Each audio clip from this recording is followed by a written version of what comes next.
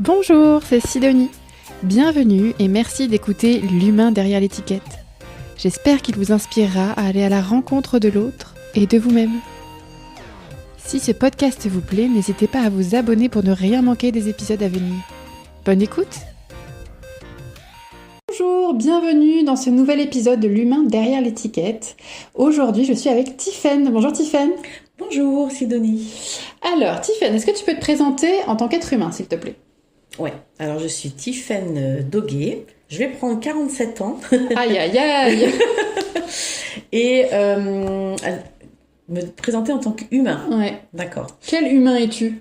Eh bien moi, ce qui m'anime, c'est toujours de grandir, d'apprendre de mon expérience, d'ouvrir mon champ de conscience, de comprendre aussi c'est quoi la vie, c'est quoi le sens de la vie. T'as trouvé la réponse? Parce que si tu l'as, je la veux bien. Non, j'ai pas tout. Non, j'ai pas encore une. Je suis pas sûre qu'il y ait qu'une seule vérité. Il y a plein de vérités en fait. Voilà, je pense que c'est ça. Et voilà, c'est ça qui me plaît. Moi, je regarde tout le chemin qui a été fait depuis ma naissance. Ben, voilà, j'ai fait plein de métiers différents. J'ai rencontré plein de gens très différents. J'ai œuvré dans des sphères très différentes et voilà. Et je sais pas, j'ai appris plein de choses. Voilà, je suis dans l'école de la vie, comme on dit. Voilà. Et tu fais quoi comme métier aujourd'hui? Actuellement, je suis à mon compte, donc je suis médium. C'est-à-dire que je me définis comme Tiffaine Doguet Liam, c'est-à-dire lecture et lien d'âme. Parce que je suis en capacité de lire les personnes, mais aussi de recréer du lien, là où il y a besoin d'en mettre. Lire les personnes, c'est-à-dire? Eh bien, en fait, quand je suis en séance avec la personne, je vais, entre guillemets, me brancher sur elle avec son accord, bien sûr, et je vais recevoir des informations sur ce qu'elle vit actuellement. Et ça va me permettre d'apporter un conseil, une orientation, un éclairage sur une situation, une relation. Par exemple, si la personne est à un carrefour et qu'elle a besoin de prendre une décision, les informations que je vais recevoir ça va l'aider à faire son choix. Surtout, la manière dont moi j'accompagne, c'est que je veux que la personne reste souveraine. Donc, je vais pas lui donner des réponses. Oui, tu vas pas prendre la décision à sa place. Voilà, qui vont faire que la décision sera prise à sa place, exactement. Donc, bien sûr que en tant que médium, je peux être en contact avec des guides, avec des défunts, mais toutes les réponses, elles sont à l'intérieur de nous. Donc, c'est plutôt ce qui m'intéresse, moi, c'est d'utiliser mes capacités extrasensorielles pour accompagner la personne à aller à la rencontre de ses réponses. Parce qu'il n'y a pas qu'une seule réponse, en fait. Il y a plusieurs choses. Et donc, c'est ça qui est important pour moi. C'est que la personne, elle fasse le chemin elle-même. Bien sûr, au début, on ne sait pas. Ah bah oui, les réponses sont en moi, mais c'est où la réponse? Comment je fais? Donc l'idée, c'est que j'ai plusieurs outils, plusieurs façons de faire pour accompagner la personne à aller vers les réponses qu'elle a à l'intérieur d'elle. Donc au début, elle va me dire, je vois pas trop tout ça. Donc je vais l'accompagner pour qu'elle puisse... Pendant la séance, donc tu veux dire que ça va se développer au fur et à mesure? C'est ça, exactement. Tout à fait. Donc ça, c'est important pour moi, que la personne reste souveraine. Et Tiffaine, t'as pas fait ça toute ta vie? Parce que moi, quand je t'ai rencontrée, tu faisais pas ce métier-là. Du tout. Non, tout à fait. Comment ça s'est passé, en fait? À partir de quand tu as déjà pris conscience peut-être que tu avais des capacités extrasensorielles? Quelle forme elles avaient, en fait? Enfin, comment ça s'est passé, ton chemin avec l'extrasensorialité? Eh bien, c'est un long chemin, parce que j'ai des capacités ouvertes depuis l'enfance. C'était pas très agréable. J'avais pas autour de moi des personnes qui pouvaient m'accompagner, et puis un environnement qui pouvait faciliter le développement et puis la compréhension de ce qui m'arrivait. C'était quoi? C'était des sensations dans le corps, entendre clairaudience, d'entendre quelqu'un marcher, ressentir des souffles, des gens qui respiraient. Sur mon visage, par exemple, des présences, mais invisibles, de sentir une présence à côté de soi. Voilà, c'était pas très agréable. Et à partir de l'adolescence, j'ai commencé à me rappeler de mes vies antérieures, comme des souvenirs. Puis je savais exactement. C'était pas un souvenir parce que il y a une texture, tous nos sens sont éveillés quand on revit une vie antérieure.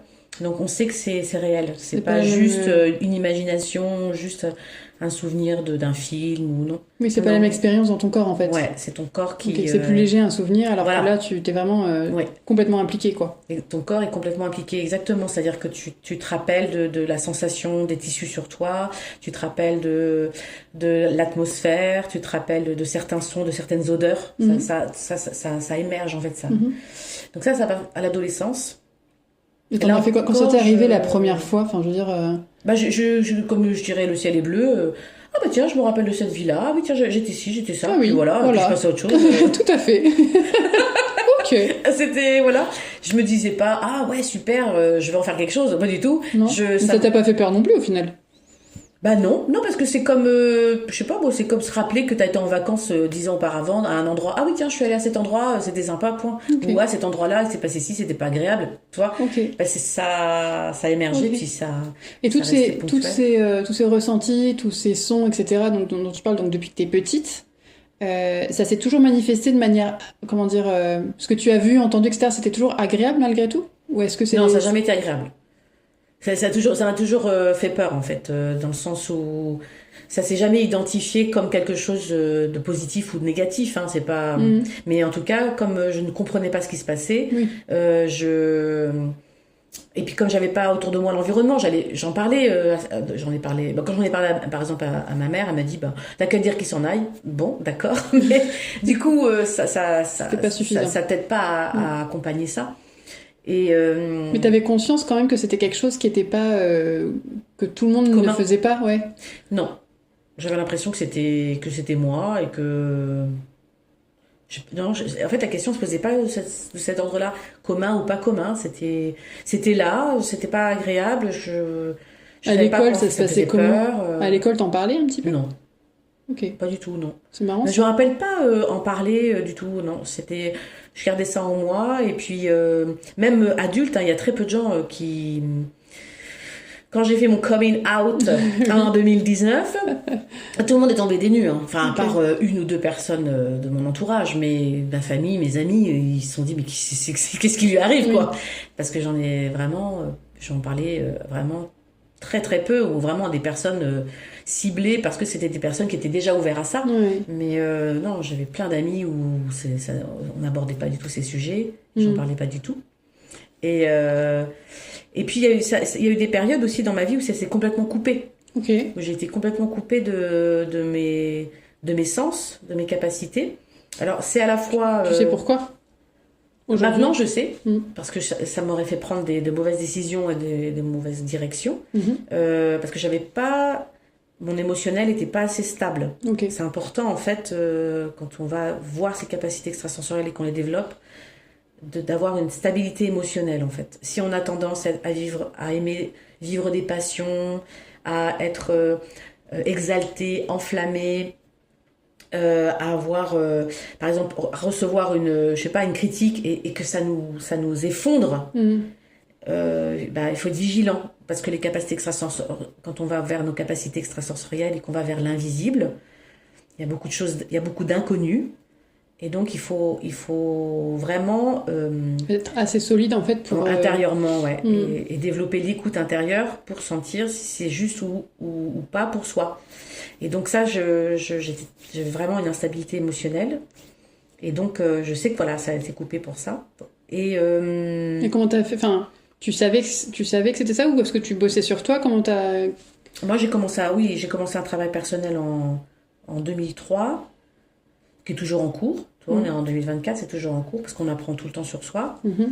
Et parce que voilà, il y avait pas mal de choses à aller voir dans le familial, dans les vies antérieures aussi. Mais ça, les vies antérieures, je l'ai fait plus tard. Mais de comprendre mon histoire familiale, ça m'a permis de développer aussi des outils pour accompagner aujourd'hui des personnes transgénérationnelles, pour comprendre mon histoire familiale. Comprendre l'impact que ça a pu avoir sur toi, en fait. Voilà, comprendre l'impact conscient et inconscient sur mon présent. Et couper ce qui est plus bon pour toi, en fait. Ouais, couper, transformer, se relier aussi à des choses positives, parce qu'on parle toujours des casseroles, des aïeux, mais il y a aussi, on peut se relier à leurs dons, à leurs talents, à leurs forces. Parce que eux, ils ont aussi des expériences bénéfiques, qui les ont fait grandir, qui les ont fait se dépasser. Donc ça, on peut aussi se relier à ça, à ces forces-là, pour sentir des racines plus fortes et se sentir soutenu. En fait, on n'est pas obligé de voir que les casseroles. Ok. Tu vois. Ouais. C'est intéressant aussi ça. Et donc oui, il y a un vrai chemin intérieur de réparation, de compréhension, de pacification. Et c'est à la naissance de mon fils où les capacités se sont réouvertes, mais beaucoup plus fortes. Et t'as fait comment pour apprendre du coup, parce que tu disais que alors, certes, t'as eu cette coupure, mais avant cette coupure, t'avais quand même ces capacités qui étaient là, que tu sais, elles arrivaient un peu comme elles voulaient, tu savais pas trop gérer. Ensuite, ça a coupé, ensuite, pouf, quand ton fils arrive, pouf, ça revient encore plus fort. Comment t'as fait pour savoir, entre guillemets, ce qui était à contrôler ou pas, ce qui était bon ou pas bon? Qu'est-ce qui, par exemple, les vies antérieures, comment on savait que c'était des vies antérieures et que c'était pas, je sais pas, la vie de quelqu'un d'autre? Enfin, tu vois, comment t'as fait pour mettre des mots sur ce que tu ressentais, sur ce que tu voyais, entendais, pour savoir, en fait, ce qui se passait? C'est un long chemin. Un vrai apprentissage, en fait, c'est d'expérience, expérience. C'est-à-dire que les capacités extrasensorielles, ça je le dis aujourd'hui, mais il y a encore 2 ou 3 ans, j'aurais eu un autre discours, mais c'est lâcher l'angélisme, c'est se détacher de ce qu'on définit bien et de ce qu'on définit mal. C'est vraiment revenir à soi. C'est vraiment de l'écoute intérieure de plus, parce que je me suis fait avoir par de la fausse lumière, parce que je me suis fait avoir, parce que quand on est face à de l'invisible, il y a bien sûr des êtres bienveillants, mais il y a aussi des êtres qui ont envie de s'amuser, pas forcément des êtres malveillants qui voudraient pas forcément les plus maléfiques du monde, mais c'est ça. Non, voilà, il y a aussi des êtres entre deux qui sont là pour qui sont là, et puis que tiens, regarde, elle me donne son pouvoir, et je vais m'amuser un peu avec. Parce que c'est ça, ce qui se passe, c'est que quand on est dans une confiance aveugle, on donne son pouvoir à autrui. Qui savent utiliser tes vulnérabilités, du coup. Exactement. Donc si le levier c'est quelqu'un qui est sensible à l'admiration, qui a besoin dans ses relations d'être dans l'admiration, ils vont jouer là-dessus. Ils vont apparaître sous une forme très lumineuse où tu vas être là, je suis l'élu, je suis choisi, et voilà, et c'est comme ça qu'ils te manipulent. Moi, ça a été par exemple, je vais pas raconter dans le détail, mais t'as le droit, vas-y. J'arrive dans un lieu et je dis, je me sens appelée à un endroit précis du lieu, donc je vais vers ce lieu, et là dans l'éthérique, je vois un groupe d'hommes et de druides qui me disent voilà, nous t'avons choisi, voilà, on te remet ce présent, Moi qui est en manque de reconnaissance plus, je te dis pas le truc, c'est là, mon Dieu, waouh, quoi. Donc en même temps, j'aurais dû me dire, ils ont quand même des têtes patibulaires, c'est que si vous, quand ils viennent vers vous, si déjà ils ont un aspect où vous faites, il est pas très beau, ou il a une drôle de tête, coupez, quoi. Okay. Mais moi, comme j'avais un grand manque de reconnaissance, ils ont joué là-dessus. Ils se ressemblaient à des druides. Dans mon imaginaire, les druides sont au service de la nature, ce sont des êtres qui forcément font du bien. Oui. Mais pas du tout, en fait. Les druides pouvaient aussi. Il y a de tout. Voilà, exactement. Donc je prends ce présent, et puis le temps qui passe, j'ai plein de merde qui m'arrive. Tiens. Et puis je comprends d'où ça vient en entendant l'expérience d'une autre personne à qui elle aussi elle reçoit un présent d'une entité éthérique, et je me dis, et qui pareil, je me dis oh là là. Donc je retourne sur ce lieu-là, je réinvoque cette communauté, je dis merci du présent, mais en fait je vous le rends. Voilà. Je vous le rends. Donc maintenant je fais attention, voilà, je suis, comment dire, tu fais attention à tes propres blessures, du coup. Ouais, c'est ça. Et puis vigilante. C'est-à-dire que quand je vois un être qui vient à moi, je pose la question à l'intérieur de moi, est-ce que c'est juste, même si c'est Jésus qui vient à ma porte, je pose la question, est-ce que c'est juste qu'il soit là, Jésus? Parce que voilà, il peut y avoir plein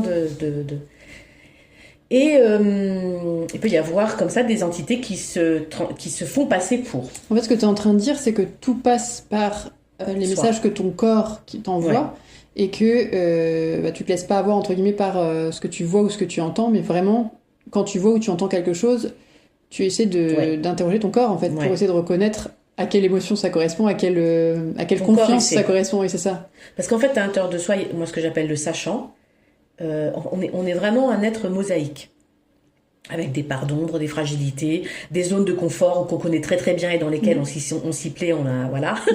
C'est dommage que vous ayez pas l'image, parce qu'il y a une petite chorégraphie en même temps là. Et oui, et donc, mais il y a aussi une part de nous qui sait tout ce qui va se passer de notre naissance à notre décès, à notre mort, c'est-à-dire, ça veut pas dire que notre vie elle est linéaire sur un fil et que tout est écrit, ça veut dire que notre vie, nous sommes sur plusieurs dimensions, plusieurs espaces-temps, lignes de temps. Mais le sachant, lui, il sait tous les possibles et les multiples qui vont s'ouvrir à nous dans les potentialités qui sont ouvertes dans cette vie-là. C'est pas, il y a pas qu'un choix à chaque pas que tu fais. Il y a une multitude de potentiels à chaque pas que tu fais. Et le sachant qui est en toi, il sait. C'est comme un espèce de jeu vidéo qui serait super bien fait où tu aurais un choix à chaque action et que tu sais que le début du jeu c'est quand tu es à tel endroit, la fin du jeu c'est quand tu meurs. En sachant, il sait tout ça. Et voilà, il sait toutes les possibilités, voilà. Un peu comme quand on a appris à l'école, tu sais, où il y avait plein d'espèces d'arbres qui s'ouvraient à chaque fois les probabilités. Mais ouais, en fait, il connaît toutes les probabilités de tout, quoi. Exactement. Okay. Et il est omniscient. Il sait tout. Et donc, c'est d'aller vraiment à l'intérieur de toi. Alors, on parle aussi de boussole intérieure, c'est-à-dire la boussole, quand on a un choix de direction à faire, hop, on peut aller, voilà. Il faut s'autoriser à se tromper. Parce que c'est l'expérience aussi qui fait qu'on se trompe. Et cette écoute-là, elle se travaille et elle s'apprend et c'est du travail.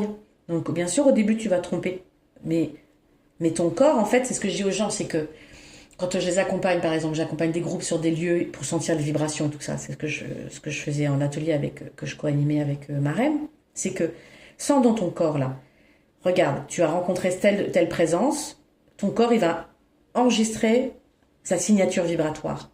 Donc, puisque tu as enregistré sa signature, tu vas pas y retourner. Et c'est pareil avec les gens que tu rencontres. Tu as une relation avec un homme déviant. Eh ben, tu arrives à te sortir de ça, à couper avec la relation, à sortir de l'emprise de cet homme. Voilà, tu as fermé le chapitre et tout ça. Eh ben, ton corps, il a l'information que si tu vas vers quelqu'un d'autre qui est déviant, tu vas le sentir. Il y a des antennes, quoi, qui se sont... Ouais. Bah oui. Parce que il y a dans cette relation que tu as eue, tu t'es confronté à l'expérience, donc t'as enregistré des éléments qui vont t'éclairer, pour la suite, qui vont t'éclairer sur la suite et qui vont t'éviter d'aller vers d'autres hommes qui pourraient te faire vivre la même expérience. Si tu vas vers un autre homme et que tu revis la même expérience et que tu es dans la répétition, il y a quelque chose à aller voir, il y a une mémoire à casser, il y a quelque chose à dégager. Et donc moi, c'est vraiment tout le cheminement là ces dernières années, c'est ça. Ça a été vraiment de retrouver ma part souveraine, de l'accepter, parce que ça veut dire sortir de la victimisation. Il faut que tu sortes du trio, hein, victime, bourreau, sauveur. Et puis observateur aussi, parce que quand même la quatrième place où j'observe, il se passe quelque chose, mais je réagis pas. Et donc, c'est vraiment sortir de ça, de soi à soi dans sa vie. Mais ça demande J'allais dire, en fait, c'est un peu, il y a une discipline derrière tout ça. C'est-à-dire que tu fais pas ça du jour au lendemain. Même si tu apprends tes expériences et tout ça, ça demande d'être ancré, ça demande d'être... ancrage. Je sais pas, ce que tu fais de la méditation, comment tu te nettoies, comment tu t'ancres, est-ce que tu as des rituels, comment ça s'est mis dans ta vie tout ça? Moi, je me suis fait aider aussi par des personnes extérieures, des praticiens. Je n'ai pas tout fait toute seule. C'est aussi mon conjoint qui a une capacité, qui a un grand discernement. Donc, c'est vrai que quand on échange ensemble, il m'aide à prendre du recul sur la situation et à poser un regard élevé et pas juste dans la situation d'avoir le regard de l'aigle, hein, c'est-à-dire de la hauteur et de voir les choses plus largement en fait. Donc c'est plein de choses, c'est-à-dire oui, je fais de la méditation, c'est vrai. Je fais du tambour, ça me fait du bien. Je danse, je fais de la danse intuitive parce que je suis quelqu'un qui est dans le travail, j'aime pas trop ce terme, mais dans le chemin de soi, de compréhension, il faut utiliser le mouvement, parce que la vie, c'est le mouvement. Tout ce qui est stagnant, c'est de la non-vie. Donc, on met du mouvement dans son corps, on met du mouvement dans ses placards, on met du mouvement dans son environnement, tu vois. On met de la respiration, parce que la respiration est essentielle pour nous, c'est ce qui nous maintient en vie. Donc, beaucoup de l'inspiration, expiration, voilà. C'est bien sûr la nourriture qui est importante. De choisir des aliments de qualité, parce que si je mange que des aliments de mauvaise qualité, je baisse ma vibration. Vous mangez au McDo, vous prenez votre pendule, vous prenez la plaque, vous mangez un McDo, vous prenez votre pendule, vous prenez votre vibration, tac, le lendemain vous mangez, je sais pas moi, des fruits du jardin, du potager de chez le voisin et tout ça, bah vous allez voir la différence, vous allez arrêter le McDo. Bon, je devrais pas dire une marque, je suis désolée.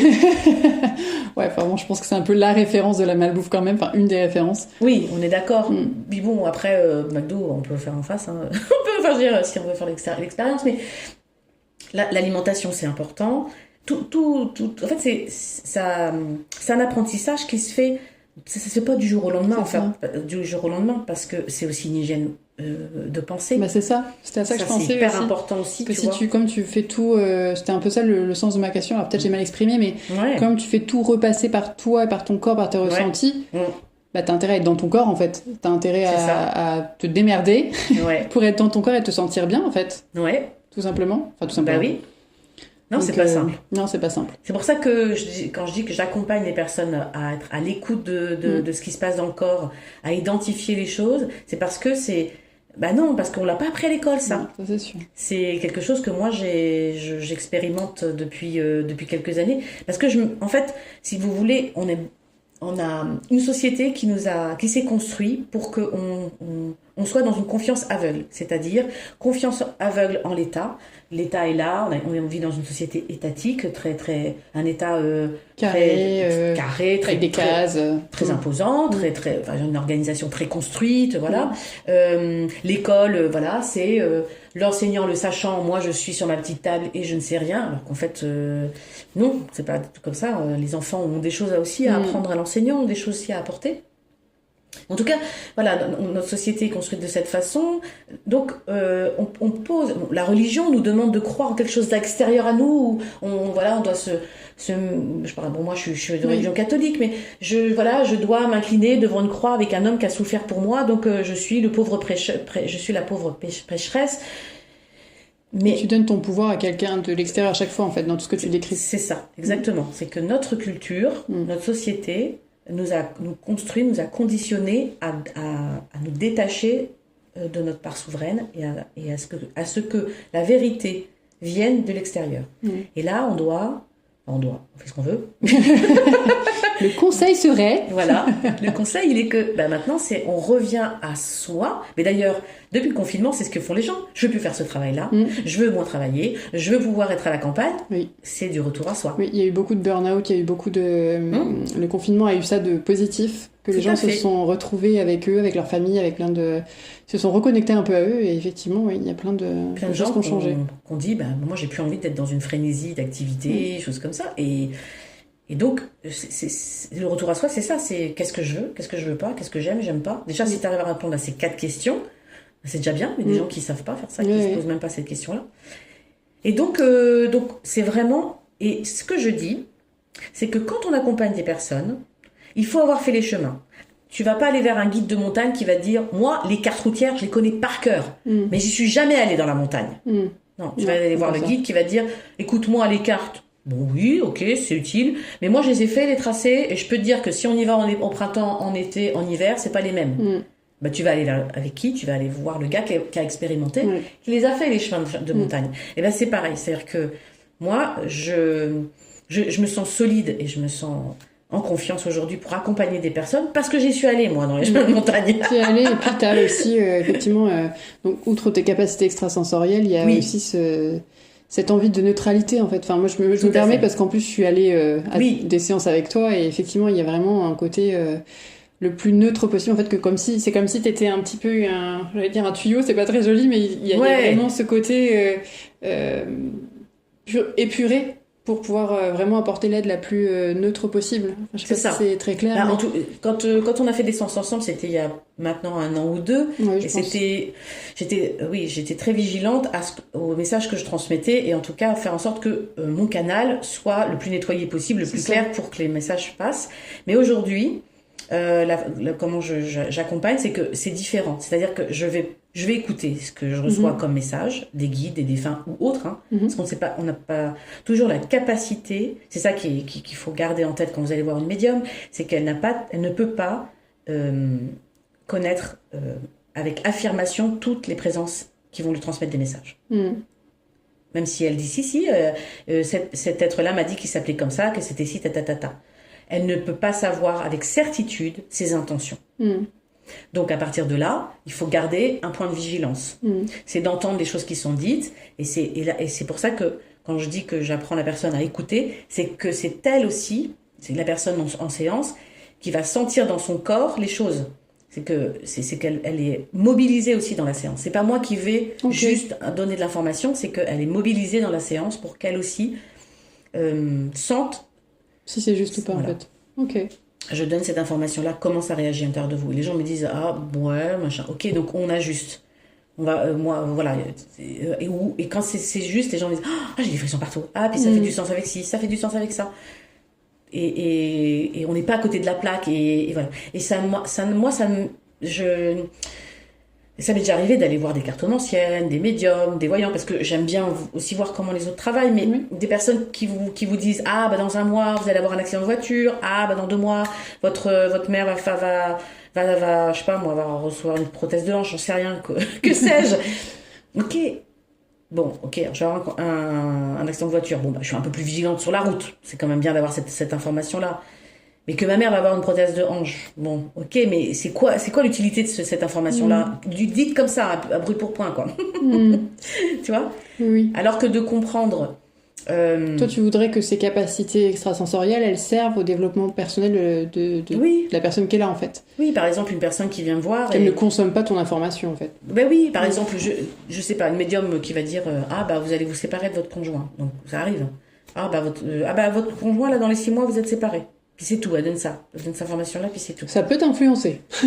Oui, et puis la personne, elle ressort, elle est mal. Ouais. Elle est pas bien, parce qu'elle peut plus se projeter avec l'homme qu'elle aime. Et comment cette information-là n'a pas influencé justement la séparation. Et que si elle n'avait pas eu cette information, peut-être qu'elle serait encore avec. C'est vrai que moi, une cartomancienne, normalement, elle est censée t'expliquer que t'as quand même... Enfin, l'avenir n'est jamais... Il n'y a pas qu'un seul avenir et qu'on a quand même notre libre arbitre et que c'est selon les énergies du moment, voilà ce qui pourrait se passer, mais que c'est pas figé normalement. Exactement. Mais ça, c'est pas toujours facile à comprendre, je pense. Puis il y a des voyantes qui n'ont pas cette information-là, qui n'ont pas compris ça en fait. Ils pensent qu'elles sont dans une croyance que le temps est linéaire, donc il y a une ligne. Alors que non. Donc voilà. Enfin, après, chacun travaille comme il veut. Moi, ce qui m'intéresse, c'est cette personne qui vient me voir. Je sens qu'il y a une séparation qui va arriver. C'est de comprendre qu'est-ce qui se joue dans la relation de couple. S'il y a aujourd'hui. Et puis de savoir si la personne, si s'aime encore, déjà savoir si ça vaut le coup de se battre pour cette relation ou pas, par exemple. Voilà, et puis comment elle se sent dans cette relation, qu'est-ce que ça lui apporte, parce que le couple, c'est pas moi et mon chéri, c'est moi en tant qu'individu, mon chéri ou ma chérie en tant qu'individu, et le couple. On est bien sur 3. Donc comment je nourris le 3, le couple, comment je nourris moi en tant qu'individu, comment mon conjoint ou ma conjointe se nourrit dans cette relation-là. Enfin, c'est toutes ces choses-là. C'est moins linéaire, effectivement. Oui. Ouais, c'est ça, tu prends en compte le contexte. Exactement, voilà, tout à fait. C'est global, quoi. Ouais. C'est un peu comme quand tu te pètes le genou. Et ben, toi, tu vas pas forcément dire faut réparer le genou. Tu vas dire, ok, pourquoi tu t'es pété le genou? Pour pas que ça recommence. Qu'est-ce que ça vient le genou? Ensuite, tu vas, ça va aider à soigner bien et que ça recommence pas, quoi. Et puis genou, c'est le jeu, le nous, c'est le jeu GE exprès. et le nous NOUX. Genou. Ah oui, en langage. Langage des oiseaux, c'est ça. En langage des oiseaux, c'est le jeu et le nous, c'est le moi et les autres. C'est comment quelle est ma position par rapport aux autres. Alors le nous famille, hein, le nous proche. Dans le genou. C'est pas le nous sociétal, hein. C'est le nous ma famille, mes enfants, mes amis, les gens qu'on aime. Vraiment les proches qui voilà. ça. Voilà. La famille de cœur, quoi. Voilà. Et en général, il y a un problème de position entre moi et dans le nous. Moi, dans le nous, il y a un problème. Donc ça tire, et il y a l'articulation qui joue. Donc souvent, si les gauche-droite, c'est notre symbolique. Et c'est beaucoup de fatigue en général, le genou aussi. C'est-à-dire qu'on porte trop de choses, souvent. J'ai vraiment donné un bon exemple, je trouve. Ouais. J'ai même pas fait exprès. J'avais vraiment juste envie de faire une comparaison avec le corps. C'est et en que fait, quelqu'un doit entendre. Hein. C'est ça. C'est ça. Ça, j'ai compris ça aussi. C'est que quand il y a des choses qui sont exprimées, tu dis tiens, je sais pas d'où ça vient. C'est que voilà, c'est que ça doit être entendu en tout cas. Ok. Et du coup, donc, on va revenir sur un côté plus pratico-pratique. Donc, toi, tu es né où déjà ? Tu es d'où ? À Caen. Tu es né à Caen et tu es partie. Tiffany, tu n'es plus à Caen maintenant ? Non, alors oui, j'habite. Je vais pas loin quand même. Je suis à Saint-Lô. Non, ça va. Ça va. Je sais pas. Mais tu consultes comment en fait ? Parce que donc là, c'est vrai qu'on a parlé un peu de ton parcours, etc. Oui. Mais comment ça se passe les consultations ? Est-ce qu'il faut absolument aller à ton domicile ou est-ce que tu peux faire un petit peu, par exemple, à distance ? Oui. Ouais. Par téléphone, en visio. Je suis tous les mardis, je suis à Caen. Et donc, tous les mardis. Et puis, sinon, je suis à côté de Saint-Lô, c'est à 6 km de Saint-Lô, à Pont-Hébert, qui est mon cabinet. Mais ça m'arrive de me déplacer quand la personne souhaite le faire à domicile. Ça m'arrive de le faire aussi à domicile. Voilà. Ok. Et je sais pas trop dans l'ordre, mais j'avais une question aussi tout à l'heure par rapport à ton parcours. En fait, quand tu parles de ton parcours qui a été effectivement assez mouvementé, il y a eu des moments où tu recevais moins les informations, etc. T'as fait des boulots plus classiques, on va dire, entre deux. Enfin, moi, quand je t'ai rencontré, tu travaillais, j'ai le droit de le dire ?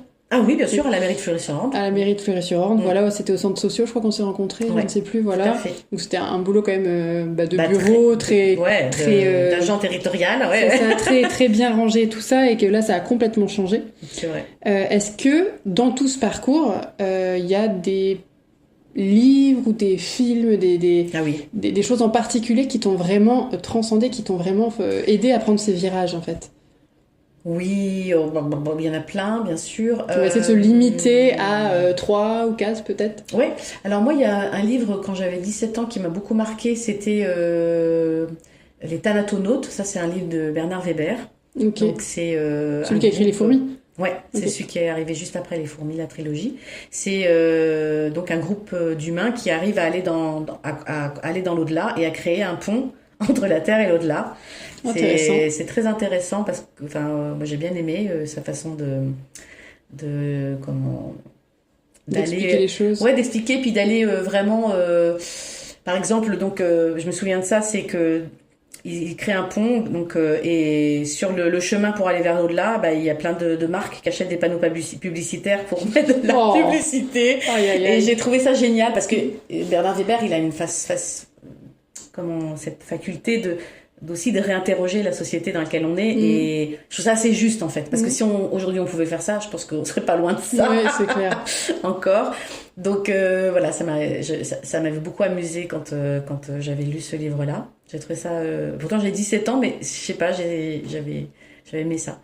Et c'est beaucoup des rencontres aussi. Moi je me souviens en 2003, alors j'ai eu une passe en 2002, j'avais été quand même assez déprimée. J'ai eu une passe très difficile en 2002. Et en 2003, je m'inscris, je tombe sur un flyer. C'était la carte au trésor, ça s'appelait. Et c'était Alexandre Lucas. Donc il est en retraite aujourd'hui, mais c'est un homme qui a accompagné des centaines de personnes dans le chemin spirituel. C'est un ancien agriculteur qui se retrouve avec 1 million de francs à l'époque de dettes, comme beaucoup d'agriculteurs qui se retrouvent avec beaucoup de dettes. Oui. Et il décide, et donc c'est une ferme familiale, tout ça, mais il décide de tout arrêter. Et il commence un chemin spirituel. Il est très guidé, accompagné, et il a quitté l'école à 13 ans, donc il avait du mal à écrire, il se sentait pas du tout légitime, et pourtant, il a animé des conférences, il a écrit des livres, alors que c'était inattendu. Et qu'il aurait été incapable d'écrire une lettre, par exemple, c'est ce qu'il disait, mais voilà, il a écrit plein de livres. Donc c'est un homme qui est très inspirant aussi, tu vois, de comment on peut se transcender, de sortir d'une condition sociale, culturelle, et se transcender, c'est très inspirant. Et donc, il a écrit beaucoup de... Et donc, je suis allée faire ce stage avec lui. Et ça a été une révélation pour moi parce que je me suis dit, mais il parle la même langue que moi. Vous compreniez, quoi. Voilà, c'est ça. Et tous les gens autour de cette table, on était nombreux, on était peut-être une trentaine. Et moi, je crois que j'étais la plus jeune. On devait deux avoir le même âge, genre 20, 23, 24. Et j'étais, mais waouh. Ça fait du bien. Et ça a été pour moi un déclencheur. C'est qu'à partir de là, j'ai lu des livres de développement personnel, je suis allée à des conférences, j'ai fait beaucoup de stages, de l'accompagnement. Mais tu t'es rendu compte qu'en fait, il y avait peut-être d'autres gens avec qui tu pouvais communiquer, quoi. Il y avait un autre monde que celui qu'on me proposait, en tout cas, qui te convenait pas trop, finalement. Non, ouais, dans lequel je m'y retrouvais pas du tout. Ouais.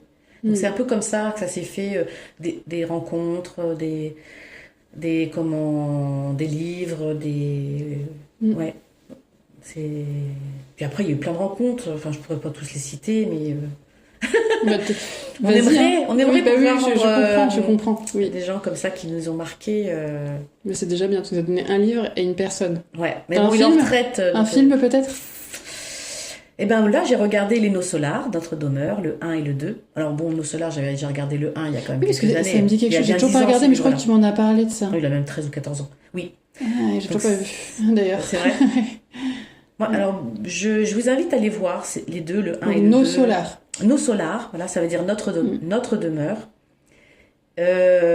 Alors oui, c'est pas le chef-d'œuvre du siècle au niveau cinématographique. Faut détacher de l'esthétique. Voilà, c'est pas, voilà, exactement. C'est pas ça l'importance. C'est vraiment le propos. Donc c'est un film qui a été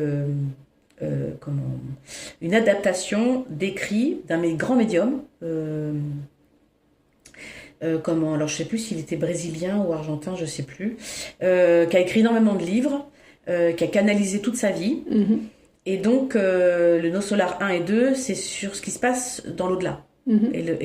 Et comment ce qui se joue dans l'au-delà et ce qui se passe sur la Terre, en fait. Et le lien toujours entre la Terre et un peu comme... En fait, ça commence où il y a un monsieur qui décède et il se retrouve dans un...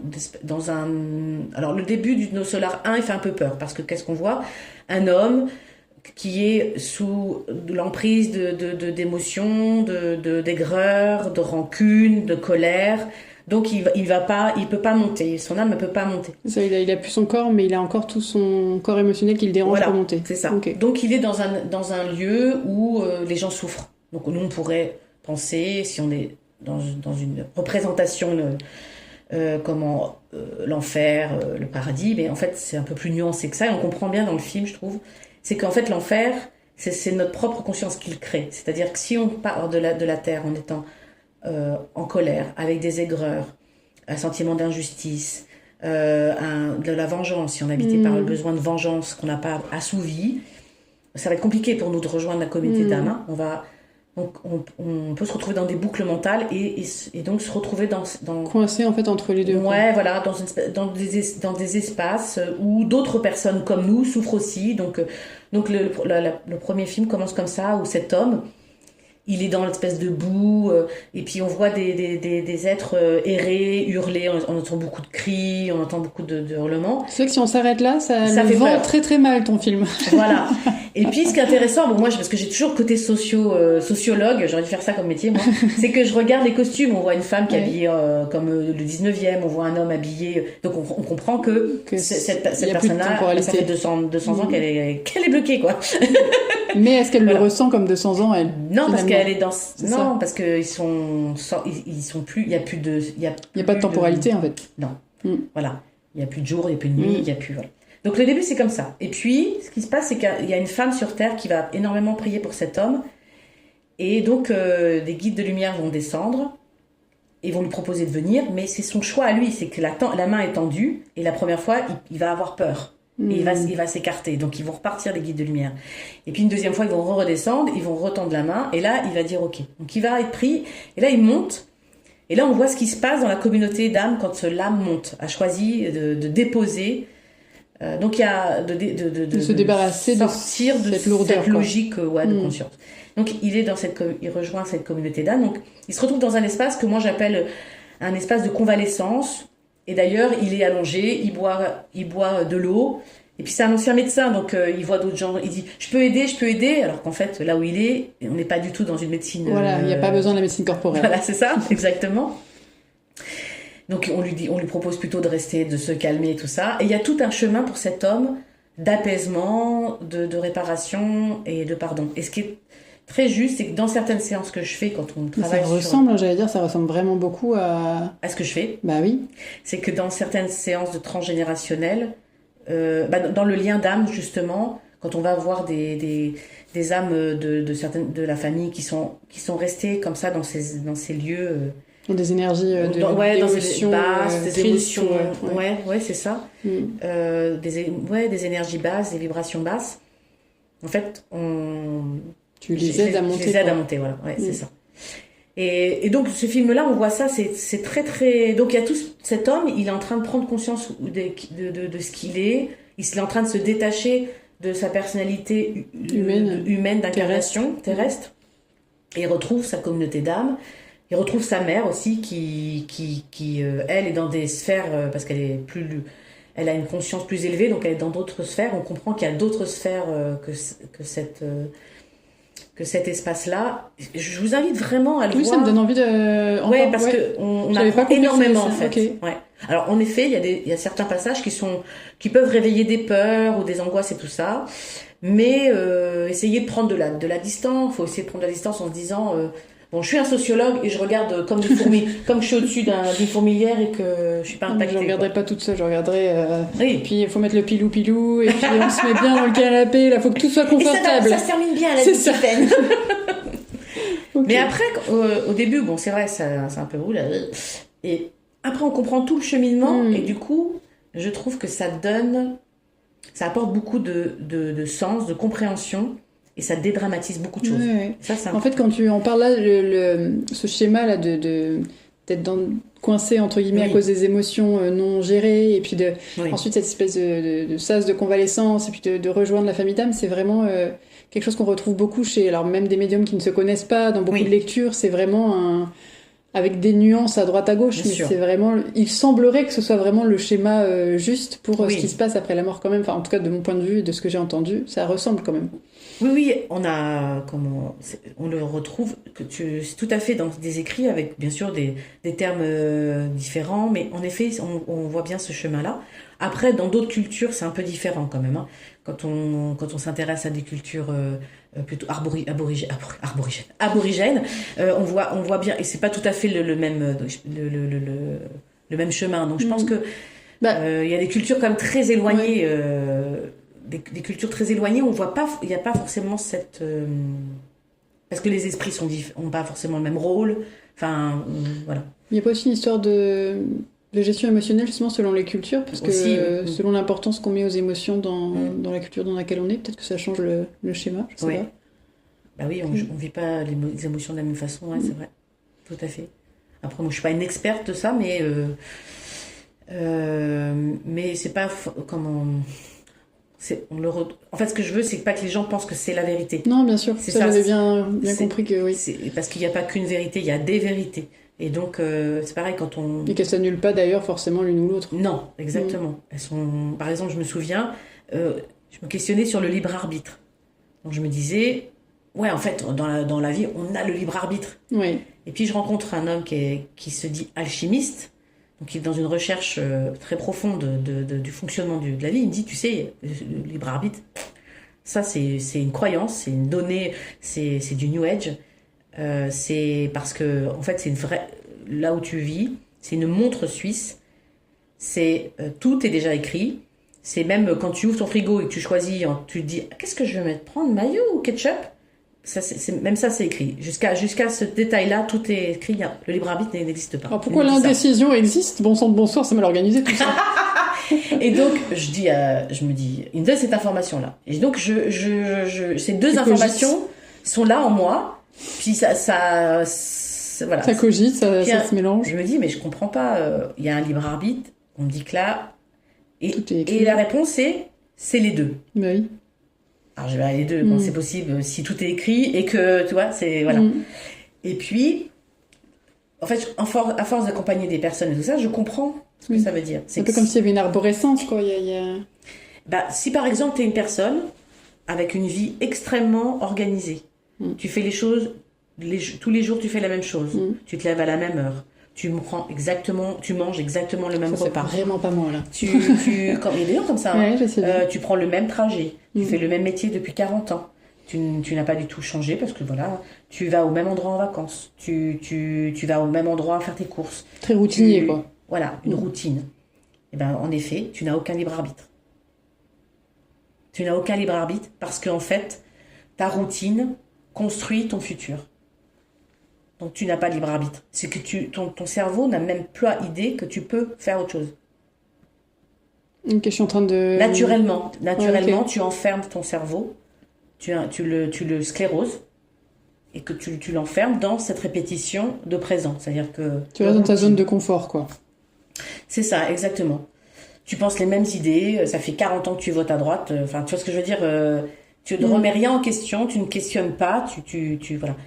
Moins tu vas questionner les choses, plus tu vas être dans ta zone de confort, dans une croyance, dans des... Comment on appelle ça ? Des théories déjà posées, quoi. Ouais, des vérités, t'as une confiance aveugle, on parlait tout à l'heure, tu vois. Et que tu remets rien en question, tu réinterroges rien, tu fais, moi j'ai mon trajet, moi je vais en vacances ici, moi je suis ceci, moi je suis cela, Plus tu enfermes les possibles, plus tu réduis ton libre arbitre en faisant ça, en fait.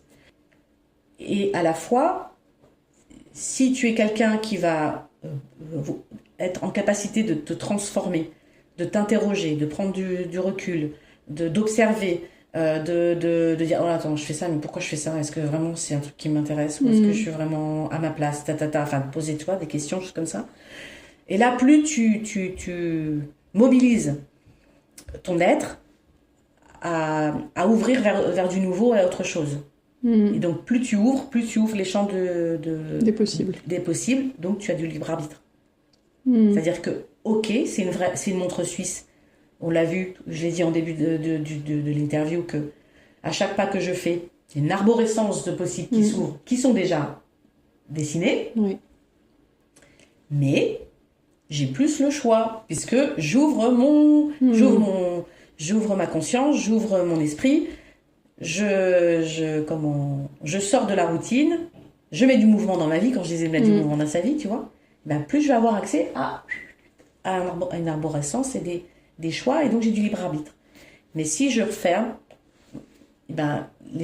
l'arborescence, ça va pas s'ouvrir en fait. Elle est présente, mais elle est comme invisible à la personne. C'est pas possible. Elle est invisible à son champ de conscience. En fait, ce qui me vient quand tu dis ça, c'est qu'il y a des gens qui vont être très routiniers dans certains domaines et qui vont être complètement à l'inverse dans d'autres domaines. Intéressant ça. C'est-à-dire qu'ils vont avoir du libre arbitre dans certains domaines et pas dans d'autres, alors c'est ça que ça veut dire. Et souvent, qu'est-ce qui se passe dans leur vie? Je suis dans la répétition dans ce domaine-là, et dans l'autre, il se passe des choses merveilleuses où il y a des choses nouvelles qui arrivent, mais dans un domaine de leur vie, ils ont l'impression de revivre toujours la même chose. Ok. D'avoir une vie... Voilà, qui va nous donner matière à réflexion, Tiffany. Oui, tout à fait, j'espère. Parce que même dans cette arborescence...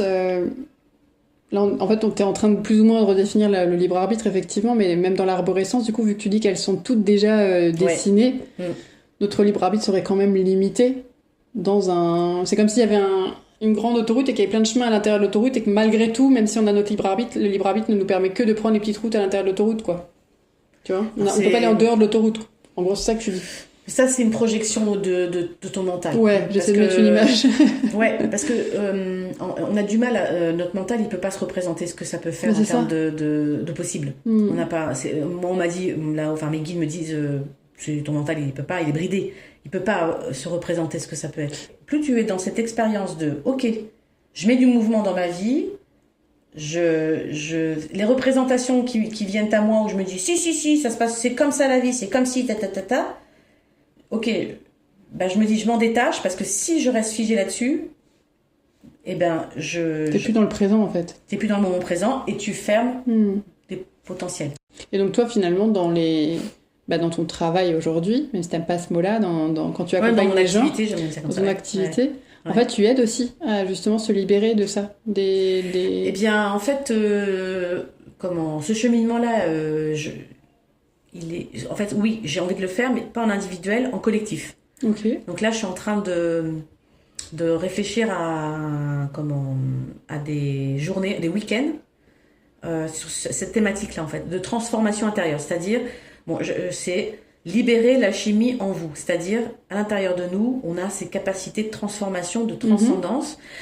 Et quand on l'a... Alors, parfois, seul, on n'ose pas y aller.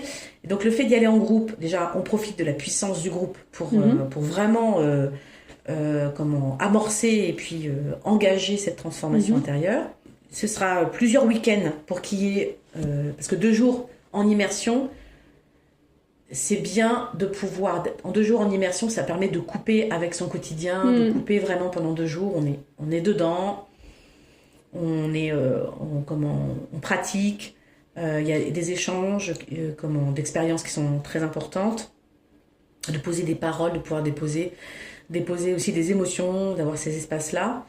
Et le fait de faire tout un cycle de plusieurs week-ends, ça permet, il y a une continuité. Ouais, de voir l'évolution entre deux aussi. Voilà. De sentir le soutien du groupe aussi. Quand on vient à la maison, qu'il faut s'y coller, qu'on est là, j'ai un petit peu peur, se dire, bon, ok, ouais, mais là, on compte sur moi, je suis pas toute seule, derrière, il y a du monde. D'avoir de se dire bah ouais ah là je c'est flanche. Pas fini du coup, c'est-à-dire que c'est ça. Oui, je vois ce que tu veux dire. C'est un peu comme ceux qui arrêtent de fumer et qui se mettent un objectif derrière. Par exemple, ils font à plusieurs pour être sûr qu'ils vont pas recraquer, parce que le fait de savoir que l'autre il va pas craquer, ça nous encourage en fait. Exact, tout à fait. Oui, complètement. Et puis c'est de sentir que en fait on n'est pas seul. Il y a des engagements, une intention qui est posée dans le week-end. Du coup, quand je suis à la maison et que je me dis est-ce que je vais réussir à tenir cette intention, est-ce que je vais y arriver, oui, bon, de toute façon Tiffany est là, je peux l'appeler si ça va pas, les filles elles sont là, les filles, une espèce de solidarité quoi. Oui, voilà, il y a ça porte en fait. C'est ça le collectif porte. Donc en fait c'est des week-ends pour aider donc cette alchimie, ce que tu appelles l'alchimie intérieure, ce qui est très chouette, à se développer, c'est-à-dire pour éviter de rester justement dans le fait d'être figé, dans des schémas qui se répètent, dans une vie où on s'ennuie peut-être un peu. Tout à fait. Et donc ces week-ends-là, ils servent justement à essayer de réveiller un peu cette lumière intérieure, à remettre du mouvement, à réveiller toutes les petites cellules qui ont envie de bouger, etc. Ouais, oser exprimer ses talents aussi, parce que bien sûr on fait un travail thérapeutique. Enfin, moi je suis pas thérapeute, hein, mais les personnes qui viennent me voir, c'est des personnes qui sont en travail thérapeutique, c'est très complémentaire, parce que des fois, ils ont l'impression de tourner en rond avec le psychologue ou le psychiatre, ils viennent me voir, et voilà, on est là, j'ai l'impression de tourner en rond. Donc moi, j'ai d'autres éléments. 2-3 trucs, quoi. Voilà, j'ai d'autres éléments, je dis, ben voilà, il y a cette piste-là, il y a cette piste-là, et puis voilà. Donc c'est très complémentaire avec un travail thérapeutique. Mais voilà, le thérapeute, on creuse à l'intérieur de soi, on y va, mais c'est bien aussi d'aller voir ses forces, ses dons, ses talents, ses ressources, parce qu'il y a des zones d'ombre en nous, on a peur d'y aller, on a peur d'aller à l'intérieur de soi, et si on y va à plusieurs, c'est comme, je sais pas moi, on doit rentrer dans une grotte, toute seule, t'as peur, moi j'ai peur d'être toute seule dans une grotte, mais si on est 10 avec des lanternes, t'en as 3 qui ont des pouvoirs magiques, 4 voilà, qui ont la vision nocturne, déjà tu vas dans la grotte. C'est ça. Tu vas dans la grotte et c'est ta grotte, donc normalement elle est censée t'accueillir puisque c'est ton lieu. Toi, quand tu vas dans tes propres zones d'ombre, c'est chez toi. Donc bien sûr que ça te fait peur parce que tu n'étais pas allé depuis longtemps, mais normalement ça devrait pas t'attaquer. Tu vois. Donc et ça pour moi c'est essentiel de le faire en collectif. De le faire en individuel, ça me demanderait beaucoup d'énergie en tant que personne, en tant qu'accompagnant. Ça mobiliserait beaucoup la personne aussi, énergétiquement, ça mobiliserait énormément pour un résultat qui pourrait être identique avec le collectif, et avec le collectif, on irait bien plus loin. Il faudrait bien plus de séances en individuel. Oui, je comprends. Que sur un week-end en collectif en fait. Donc voilà, je suis en train de. Donc c'est en cours, en gros, c'est en cours de. C'est un projet qui est en cours, quoi. Oui. Ok. Donc ça va être en Normandie, j'imagine. Oui, ce sera en Normandie. Oui, ce sera sûrement. En fait, pour le moment, c'est en écriture. Je sais pas exactement, mais oui, ce sera autour de. Autour de Saint-Lô, autour de Caen. T'as choisi. En fait, j'ai plusieurs idées de lieux parce que je voulais un lieu où je pouvais emmener le groupe, donc de travailler bien sûr avec le groupe en intérieur, œuvrer ensemble en intérieur, mais aussi en extérieur.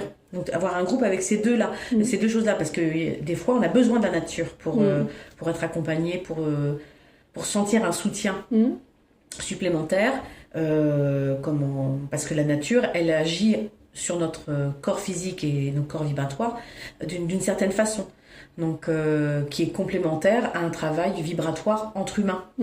Donc, c'est pour ça que il faudrait qu'il y ait des arbres pas loin, quoi, une petite forêt, un truc... Là, qu'on puisse mettre les pieds dans l'herbe déjà, de pouvoir, pieds nus, poser les pieds au sol, oui, des arbres, de l'eau, ça peut être aussi une rivière, un cours d'eau, parce qu'on peut faire des choses chouettes avec l'élément eau. Donc... à bon entendeur, hein, oui, jamais. N'hésitez pas. Ça pourrait être chouette, ok. Ok, super. Ça donne envie tout ça, Tiffaine. En tout cas, je te remercie d'avoir pris ce temps et d'avoir répondu à mes questions. Ben oui, c'était intense. Hein, oui, puis la dernière interview qu'on a vue, c'était il y a longtemps. Effectivement, il y a des choses qui ont bougé. Enfin, ça évolue. Ok. Bah oui, je crois que ça fait 3 ans, la dernière interview. Ouais, c'est possible. J'ai regardé, je suis tombée dessus il y a pas longtemps, 2021. Ah oui. Bah, tu as bien évolué, hein, Tiffaine, hein, tu vas encore évoluer, donc peut-être que je t'aurai à nouveau au micro dans mon podcast, on ne sait jamais, si tu es d'accord. Avec plaisir, vraiment. Et puis du coup, je te dis à bientôt. À bientôt, Sidonie. Au revoir tout le monde. Merci de votre écoute. Si cet épisode vous a plu, n'hésitez pas à vous abonner pour ne rien manquer des épisodes à venir. À bientôt.